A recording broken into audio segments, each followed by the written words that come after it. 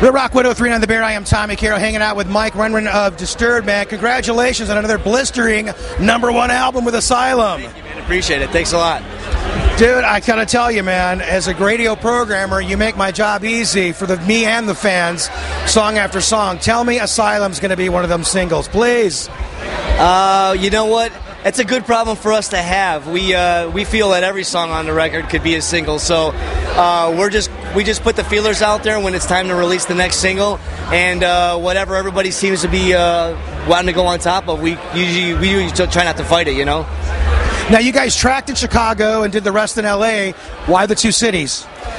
We've pretty much tracked every record we've done in Chicago. You know, it's our hometown, and we feel comfortable there. It's also nice to go home to the family afterwards. And then in mixing, we just go out to LA to finish up the mix, and we do the mastering in New York. Did you guys track with Johnny again?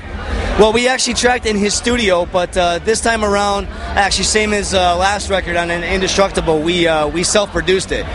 Johnny's a really great friend of ours. We love him to death. He just taught us a lot of things throughout the years, and we wanted to show that we could do it on our own. Well, I noticed that you guys are taking more control of the records, and how does it feel to get behind the wheel? It's pretty nice, man. It's nice to take the training wheels off and take the car around the block here and take it for a spin.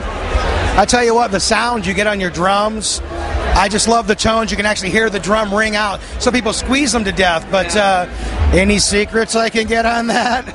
You know, I like you said, I just like to get the drums to sing. I play a lot of syncopated stuff, and a lot of times I'll try and just have the kicks going, maybe with a steady 8th or 16th note underneath, and so I really want the toms. I like to play them a little more musically throughout the songs, as opposed to just using them for fills. So I want the toms to stand out above the kicks. I want them to really be separated. So I just focus on that and do my thing. Well, I love what you're doing. I like how you always get in with the riffs every now and then. Sometimes you really enhance the riff. It's great that you and John hold down the rhythm section, but I do like it when you guys are getting those chunky riffs with Dan, you know? It's definitely one of the aspects, one of the characteristics of the band that I love. I grew up on heavy groove, man. Pantera was the thing, you know. So any chance I get to lock in with Danny and just do the syncopated kicks with the chunky riffs, I'm in.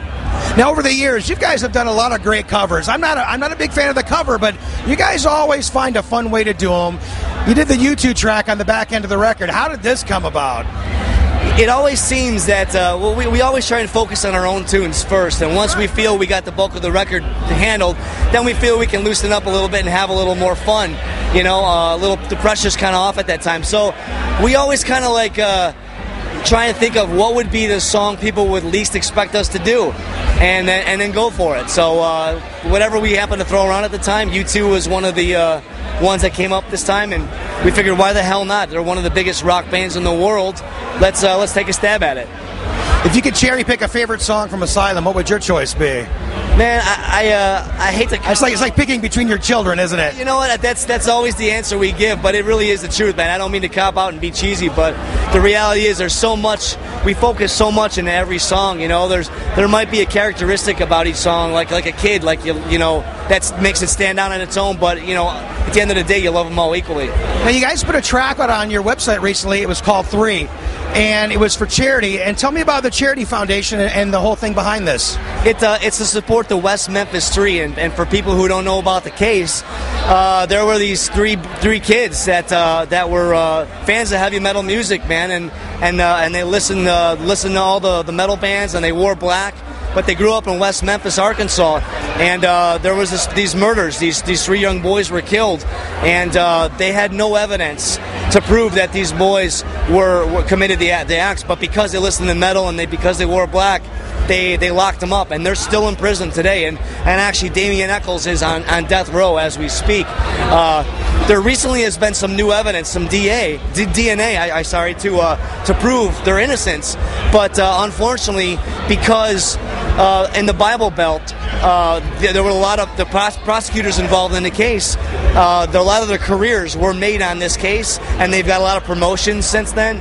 they're refusing to try the case over. So it's really a crazy political nightmare. So we're just trying to bring some awareness to the case and trying to support these guys. All right, Mike from Disturbed, thank you so much. Have continued success, and we will see you this summer on the Energy Drink Mayhem Fest, all right? Yep. I'm Tommy with Mike from Disturbed. It's Real Rock 103.9 The Bear.